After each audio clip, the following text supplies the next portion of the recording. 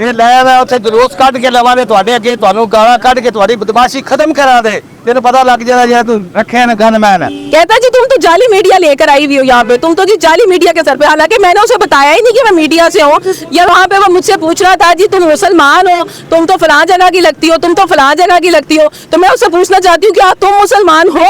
क्या तुमने कभी नमाज पढ़ी है? क्या तुमने कभी किसी नबी के असूल पढ़े हैं? उन्होंने बाहर हमारे जो गार्ड है, गार्ड कमरों में हमें वहाँ पे रखा, मेरे मोबाइल छीन लिए उन्होंने एट द स्पॉट, और उसके अंदर इनकी वीडियोस मौजूद थी जो ये बदतमीजी कर रहे थे, वो तमाम वीडियोस उसमें मैंने बनाई थी। इन्होंने बात बाकायदा तौर पर इसकी तफ्तीश भी हम जो है वो DIG CIA के पास लगवाएंगे ताकि इनका किला खुमा हो सके, इनको गिरफ्तार करके CIA मुंतकिल किया जा सके। मैं उत्थे जलूस कट के लवांगे तुहाडे अगे, तुहानू गालां कट के तुहाडी बदमाशी खत्म करा दे, तेन पता लग जाएगा जो तू रखे न गनमैन।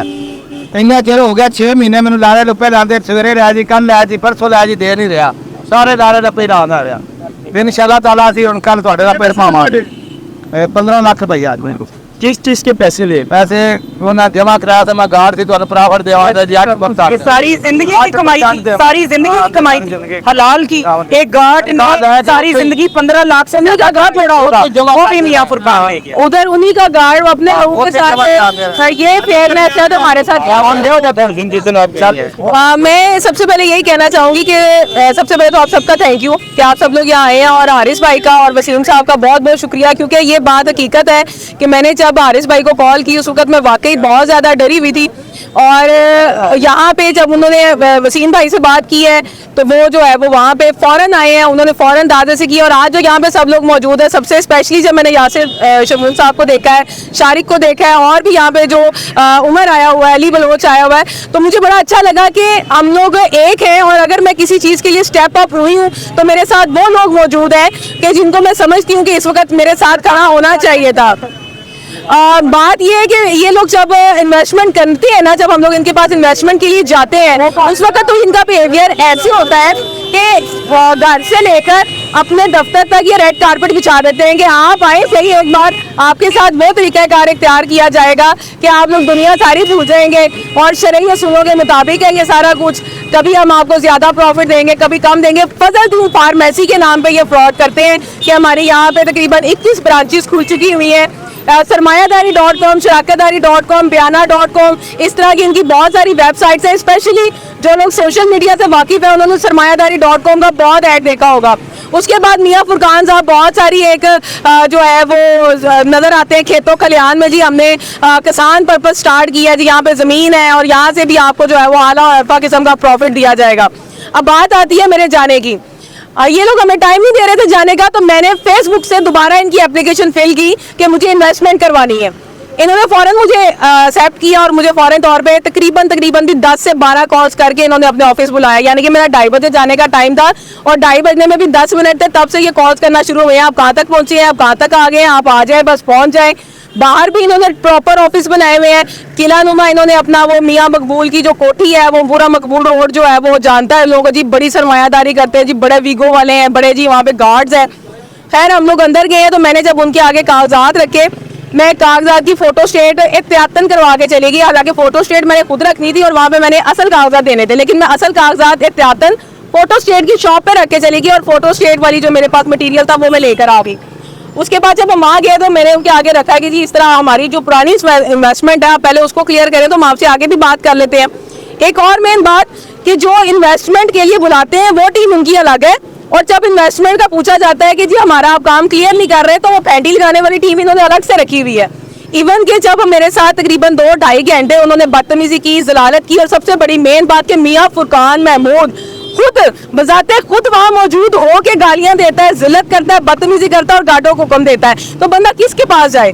जब मेन बॉस ही उन्होंने इतना जलील रखा हुआ तो बंदा आगे जाके क्या बात करे। उसके बाद मेरे गले में कार्ड था मीडिया का, कहता जी तुम तो जाली मीडिया लेकर आई हुई हो यहाँ पे, तुम तो जी जाली मीडिया के सर पे, हालांकि मैंने उसे बताया ही नहीं कि मैं मीडिया से हूँ।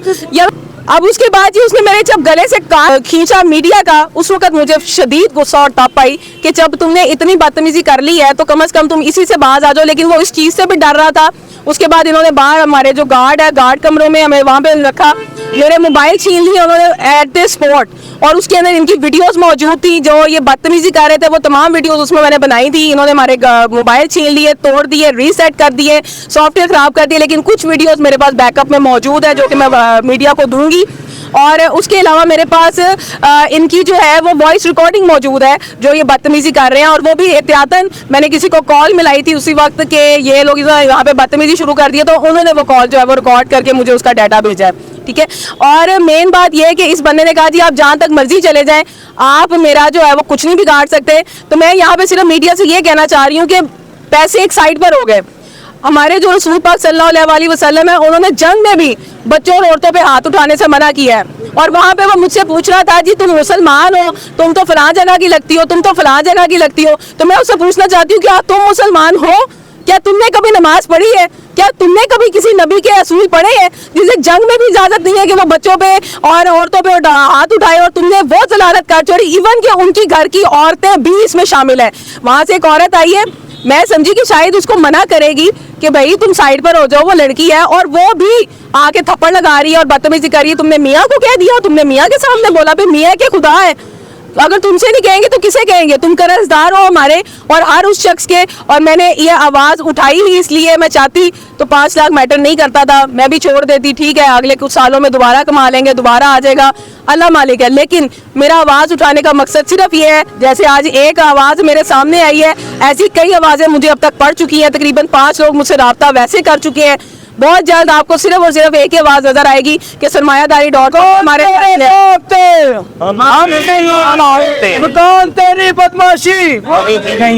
वसीम भाई ये सब तो हो गया, SHO साहब क्या कहते हैं? देखिए हमने जब एप्लीकेशन दी थी तो जिस तरह से DIG ऑपरेशन की जानिब से कहा गया फिल 4 मुकदमा दर्ज कर दें, SHO के साथ मेरा रब्ता हुआ और मुझे 12 मरतबा उन्होंने कहा है कि मुझे बताएं मैं इसका पर्चा दे दूं, लेकिन हमने खुद कहा था कि शायद हमारी कुछ सेटलमेंट हो जाए, लेकिन उसके बावजूद इन्होंने टाल मटोल से काम लिया। अभी आ रहे हैं, शाम को आ रहे हैं, सुबह आ रहे हैं, हम यहाँ पर पहुँचे हैं, या हम यहाँ पर मुकदमे की कापी लेके जाएंगे या फिर हमारी जो रकम है वो हमारे हवाले की जाए। और हम ये नहीं कहते हमारी रकम देकर इनको बिल्कुल ख़त्म कर दिया जाएगा, हम चाहते हैं कि पुलिस इनका घेराव करे, हमारी रकम वापस करे। जिस तरह से यहाँ पर एक मेरे बुजुर्ग गए हैं, उनका भी 15 लाख है, उनके भी पैसे करें, वापस करें। ऐसे कई लोग हज़ारों हैं जो दरबदर हो रहे हैं, तो हम चाहते हैं कि इनके खिलाफ मुकदमा भी दर्ज किया जाए और हमें हमारी जो हक हलाल की रकम उनको दी हुई है वो भी वापस की जाए। अगर वो नहीं आते तो फिर क्या मुकदमा दर्ज होगा? मुकदमा दर्ज इंशाल्लाह ज़रूर, बाकायदा तौर पर इसकी तफ्तीश भी हम जो है वो DIG CIA के पास लगवाएंगे ताकि इनका किला खुमा हो सके, इनको गिरफ्तार करके CIA मुंतकिल किया जा सके। वसीम भाई जैसा कि आप जानते हैं कि कानून पूरे मुल्क में नाफिज है, उसके बावजूद भी इन्होंने एक तस्लील की है, पैसे तो एक तरफ रखती है, वो तो इन्होंने जुर्म किया ही है। एक औरत को घर पे बुला के इस तरह से तशद्दुद करना, उस पर इतना बड़ा जुर्म है। क्या ये खुद को जमीनी खुदा समझ बैठे हैं? क्या इस तरह से जुर्म और बर्बरीत करेंगे और तो पूछने वाला कोई नहीं? देखें, अगर पहले दिन से कानून ने इनको नकेल डाली होती तो शायद ये किसी खातून के ऊपर हाथ ना उठाते, शायद इनको पुलिस की सपोर्ट हासिल है, पुलिस इनको सपोर्ट करती है, तो तब जाके इन्होंने कलाशन कोफें गली में रखी हुई हैं और बिको डालों में घूम रहे फिर रहे हैं काले शीशे लगाकर।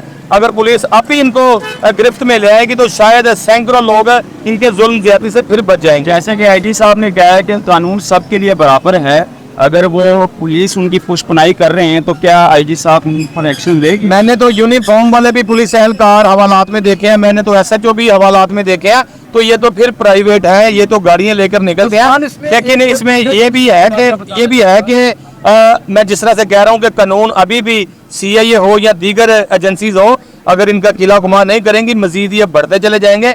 जिस तरह से बात आपने की कि इनके खिलाफ कार्रवाई होगी, मैंने देखा है यूनिफॉर्म वाले भी गिरफ्तार है, ये प्राइवेट आदमी है और ये जिसकी पुश्त बनाई पर सारा काम करता था वो अल्लाह को प्यारा हो गया। लेकिन पुलिस को चाहिए अब इसके गिरबान पर हाथ डालकर गरीबों का, मजलूमों का जो है वो हिसाब ले। 2500 इन्वेस्टर है इनका, 100 करोड़ का ऑलमोस्ट अभी तक फ्रॉड हो चुका है। 100 करोड़ का फ्रॉड।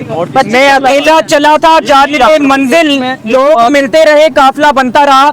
हम जो है ये आज जो एहतजाज की है, जो हमने आवाज उठाई है, एक बाबा जी मिल गए हैं और अब बहुत से विक्टिम्स हमारे सामने आएंगे और इंशाल्लाह अल्लाह के हुक्म से, अल्लाह की रहमत से सबको इंसाफ दिलवाएंगे। या फिर शमूल साहब बात। और इसमें एक जो बड़ी अहम चीज़ है वो वसीम साबिर की और आपकी काविश से पुलिस ने बहुत साथ दी है अभी तक, इसमें हम इनकार नहीं कर सकते।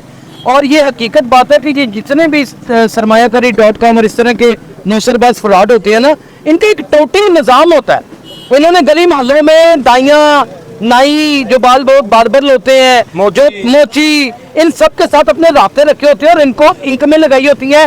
रिक्शा ड्राइवर फिर मार्केटिंग करते हैं और फिर जो यहाँ के थाने के मुतलका थाने के कांस्टेबलान होते हैं, जो हवालदार होते हैं, जो थानेदार होते हैं, ये भी इनके साथ कहीं ना कहीं जाके अटैच होते हैं अपने बटर एंड ब्रेड के लिए या फिर अपने कहने के टप्पी ढक्कन के लिए, और फिर वो मामला बहता चला जाता है। खबर उसको पहुंच गई है ना यहीं से। हाँ जी, ये यहाँ से पहुंच चुकी है। अब ये काफिला चल पड़े, वो पार्टी आ जाती है और पैसे देने के लिए राजी हो जाती है, जब वो अलग बात है। और जब इनको 3% जो हुआ है, देखिए उस्मान, ये सिर्फ फर्ज वाहिद की बात नहीं है। वो आपके सामने खुद एक जर्नलिस्ट है, उसने ये कहा है कि पैसे कमाए थे, चले गए हैं, फिर कमा लेंगे, और ये बड़ी बात है, ये दलेरी की बात है।